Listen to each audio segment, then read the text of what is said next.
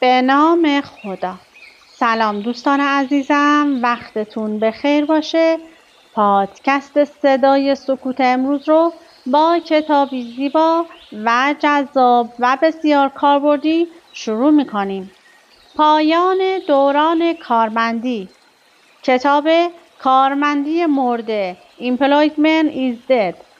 البته نمیدونم این کتاب نسخه چاپی داره یا اینکه انتشاراتی این کتاب رو نشر دادن یا نه، ولی من قسمت‌هایی از این کتاب رو برای شما میخونم. امیدوارم که خوشتون بیاد و برای خودتون تهیه کنید و تا انتها بخونید. کتاب کارمندی مرده ادعای بزرگی را مطرح می‌کند. دوران کارمندی به پایان رسیده است و آینده‌ای غیر متمرکز، انسانی‌تر و مبتنی بر فناوری‌های جدید در انتظار ماست. در این قسمت نگاهی عمیق به این ایده می‌اندازیم و بررسی می‌کنیم که آیا واقعاً باید با کارمندی خداحافظی کنیم یا نه. تا حالا به این فکر کرده اید که مدل کار کارمندی، یعنی صبح رفتن سر کار، از برگشتن به خانه و انتظار برای حقوق در آخر ماه، قرار است تا ابد ادامه پیدا کند؟ کتاب کارمندی مرده ادعای بزرگی را مطرح می کند. دوران کارمندی به پایان رسیده است و آینده غیر متمرکز وجود دارد که در انتظار ماست. خلاصه ای از مباحث مطرح شده، 4 موج بزرگ که آینده کار را تغییر می دهند. قراردادهای هوشمند، اسمارت کانترکت چیست و چگونه اعتماد را متحول می کند؟ متاورس در محیط کار، از دوقلوی دیجیتال تا آنبوردینگ در پارک مجازی. سازمان مستقل غیر متمرکز DAD چیست؟ شرکتی بدون رئیس. لطفاً با من همراه باشید تا این کتاب زیبا رو با همدیگه کشفش کنیم. 1. چه نیروهایی دارند مدل سنتی کارمندی را به چالش می‌کشند؟ کتاب کارمندی مرده برای شروع از ما می‌خواهد بین 2 واژه کارمندی، employment و کار، work، تفاوت قائل شویم. کارمندی به قرارداد رسمی بین کارمند و کارفرما برای دریافت حقوق مشخص اشاره دارد. اما کار مفهومی بسیار گسترده‌تر است که شامل هر فعالیتی برای کسب درآمد یا دنبال کردن علاقه‌مندی‌ها می‌شود. به گفته نویسندگان کتاب، 4 موج قدرتمند در حال دگرگون کردن این مدل سنتی هستند. موج اول، هوش مصنوعی. هوش مصنوعی دیگر فقط یک ابزار کمکی نیست، بلکه در حال تبدیل شدن به یک همتیمی است. این فناوری با دموکراتیزه کردن مهارت‌ها، کارهایی که قبلا در انحصار متخصصان گران قیمت بود را در دسترس همگان قرار می‌دهد. موج دوم، مدل‌های جدید کسب و کار. فناوری‌هایی مانند بلاکچین و قراردادهای هوشمند، ساختارهای جدیدی مثل سازمان‌های خودگردان غیر متمرکز یا DAO را ممکن کردند. در این مدل‌ها شما دیگر فقط یک کارمند نیستید، بلکه یک شریک هستید که در موفقیت و تصمیم‌گیری‌ها سهم مستقیم دارید. موج سوم، تغییر نسل‌ها. نسل جدیدی وارد بازار کار شده که نگاه متفاوتی به زندگی کاری دارد. برای این نسل آزادی عمل و خلاقیت از حقوق مطمئن و میز کار شخصی مهمتر است. موج چهارم، تجربه کار در دوران کرونا. تجربه کار از راه دور، جلسات آنلاین و ساعت کاری منعطف در دوران کرونا ذهنیت ما را برای همیشه تغییر داد و نشان داد که مدل‌های دیگری نیز برای کار کردن ممکن هستند. 2. نسل سوم کار، ورکتری چیست و چگونه کار می‌کند؟ در پاسخ به این سوال که چه چیزی جایگزین مدل کارمندی می‌شود، نویسندگان مفهوم نسل سوم کار یا ورکتری را معرفی می‌کنند. این ایده که ریشه در فلسفه بیت کوین و ارزهای دیجیتال دارد، بر اساس اکوسیستم‌های نیروی کار غیر متمرکز بنا شده است. ایده اصلی، همانطور که بیت کوین با حذف بانک‌ها به دنبال دموکراتیزه کردن دنیای مالی بود، ورک3 به دنبال حذف ساختارهای سنتی و هرمی در محیط کار است. در این سیستم قدرت و تصمیم گیری بین همه توزیع می شود. این اکوسیستم بر دو ستون اصلی فناوری بنا شده است. 1. بلاکچین و وب3. وب3 نسل جدید اینترنت است که شعار آن بخوان، بنویس و مالک باش است.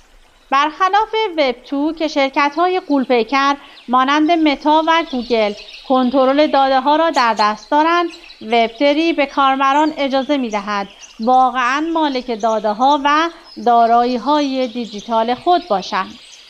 2. قراردادهای هوشمند، اسمارت کانترکت.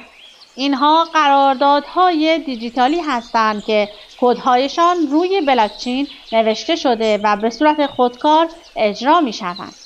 همانطور که یک دستگاه فروش خودکار بدون نیاز به فروشنده با دریافت پول محصول را تحویل می دهد، قراردادهای هوشمند نیز تعهدات را بدون نیاز به واسطه و اعتماد شخصی انجام می دهند. شما برای انجام یک معامله نیازی ندارید به طرف مقابلتون اعتماد شخصی داشته باشید. شما به ریاضیات و کد اعتماد می کنید. 3.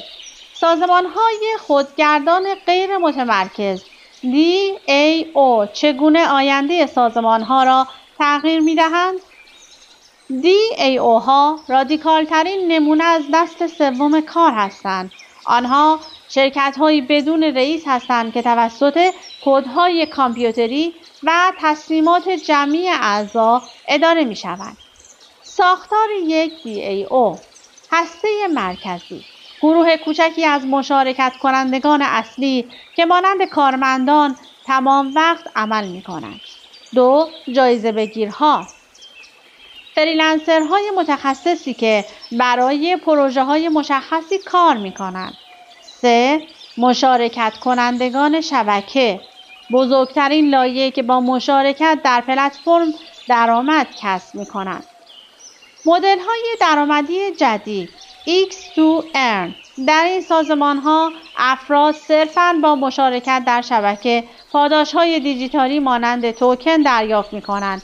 این مدل شامل موارد زیر است: بازی کن و پول در بیار، Play to Earn، کسب درآمد از طریق مشارکت در توسعه بازی‌ها، یاد بگیر و پول در بیار، Learn to Earn، دریافت توکن در ازای تکمیل دوره‌های آموزشی، حرکت کن و پول در بیار، Move to Earn، کسب پاداش در ازای فعالیت‌های فیزیکی. این مدل ذهنیت افراد را از یک کارمند به یک سهامدار و سرمایه‌گذار تغییر می‌دهد که در موفقیت بلند مدت اکوسیستم شریک است. 4. نقش منابع انسانی HR در این دنیای جدید چیست؟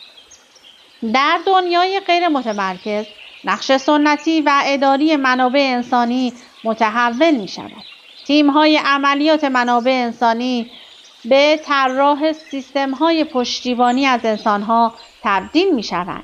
نقش‌های جدید HR: توسعه استعدادها، استفاده از هوش مصنوعی برای تحلیل مهارت‌های افراد و پیشنهاد پروژه‌ها یا دوره‌های آموزشی شخصی سازی شده. پرچمدار فرهنگسازی: استفاده از بلاکچین برای ایجاد سیستم‌های پاداشدهی شفاف و استفاده از متاورس برای رویدادهای تیمسازی مجازی. تحول در آموزش: فراهم کردن کتابخانه‌های دیجیتال از ماژول‌های میکرو لرنینگ و استفاده از شبیه‌سازی‌های واقعیت مجازی. استخدام و آنبوردینگ هوشمند: غربالگری متقاضیان بر اساس مهارت با هوش مصنوعی و تایید مدارک با بلاکچین در چند ثانیه. وقتی منابع انسانی این نقش کاتالیزوری را میپذیرد، دیگر فقط یک واحد پشتیبانی نیست. به معمار آینده کاری تبدیل می شود که در آن انسانها با ارزشترین دارایی سازمان هستند. جمع‌بندی: آینده کاری یک اکوسیستم ترکیبی است. کتاب کارمندی مرده نگاهی رادیکال به آینده دارد، اما ما معتقدیم که آینده محتمل‌تر یک اکوسیستم کاری ترکیبی و پویاست.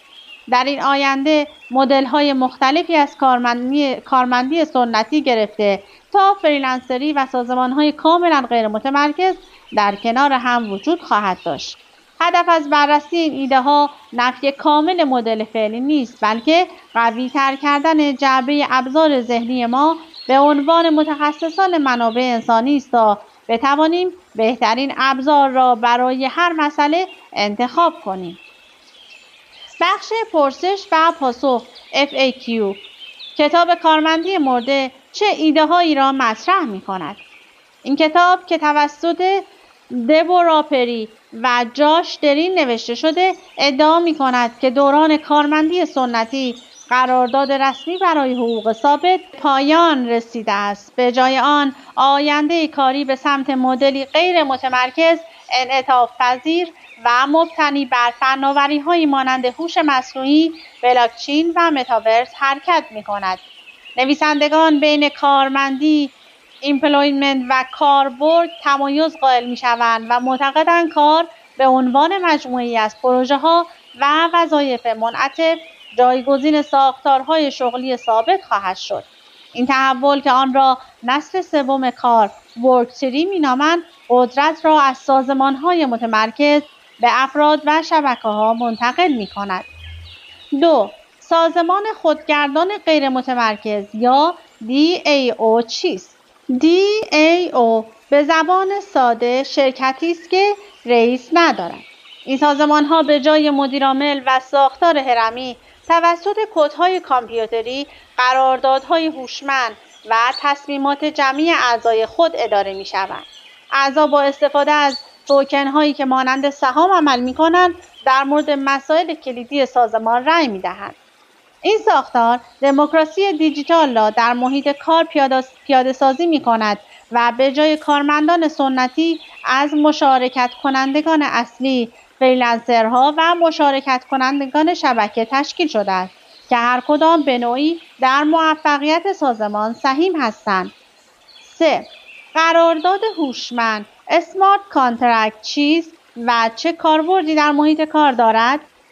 قرارداد هوشمند یک قرارداد دیجیتال است که مفاد آن به صورت کد کامپیوتری نوشته شده و روی بلاکچین اجرا می شود. مهمترین ویژگی آن خود اجرا بودن است، یعنی به محض برآورده شدن شرایط تعریف شده تعهدات قرارداد به طور خودکار و بدون دخالت انسان انجام می شود. این فناوری مفهوم اعتماد بدون نیاز به اعتماد را ایجاد می کند، زیرا شما به کد و ریاضیات اعتماد می کنید، نه به شخص در محیط کار. می توان از آن برای پرداخت خودکار و شفاف کمیسیون به چندین نفر در یک پروژه استخدامی با پرداخت فوری دستمزد فریلنسرها به محض تایید کار استفاده کرد. 4. مفهوم نسل سوم کار یا ورک-تری به چه معناست؟ نسل سوم کار یا ورک-تری ایده است که در کتاب کارمندی مرده برای توصیف آینده کار مطرح شده است.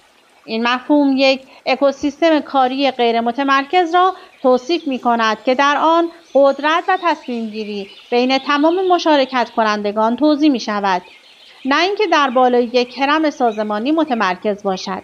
ریشه این تفکر به فلسفه دموکراتیک ارزهای دیجیتال مانند بیت کوین برمیگردد که به دنبال حذف واسطه‌ها بودند. در ورک-تری افراد به جای اینکه کارمند یک شرکت باشند، به عنوان مشارکت کنندگان مستقل در شبکه‌ها و پروژه‌های مختلف فعالیت کرده و در ازای مشارکت خود پاداش اغلب به صورت توکن دریافت می‌کنند. 5. چگونه بلاکچین می‌تواند سیستم رزومه‌نویسی و استخدام را متحول کند؟ بلاکچین می‌تواند با ارائه نشان‌های دیجیتال و گواهینامه‌های قابل تایید سیستم سنتی رزومه‌نویسی را دگرگون کند. در این روش هر مهارت یا دستاوردی از گذراندن یک دوره آنلاین گرفته تا مشارکت در یک پروژه متن‌باز به صورت یک نشان امن و غیرقابل دستکاری روی بلاکچین ثبت می شود. این کار ریسک اطلاعات غلط در رزومه را به صفر می رساند و به کارفرمایان اجازه می دهد به جای یک ادعای خود اظهاری یک پرونده کامل و تایید شده از مهارت‌ها و تجربیات واقعی یک فرد را ببینند. به این ترتیب استخدام مبتنی بر مهارت واقعی جایگزین مدرک‌گرایی سنتی می شود. خب بیشتر از این کتاب زیبا در اختیار من نیست. اگر از این کتاب خوشتون اومده میتونید برای خودتون تهیه کنید. حالا به فارسی رو میتونید ترجمه کنید با هوش مصنوعی که براتون راحت تر باشه و این کتاب رو تا انتها بخونید. از اینکه با من همراه بودید سپاسگزارم. تا وایس بعدی، خدا نگهدارتون.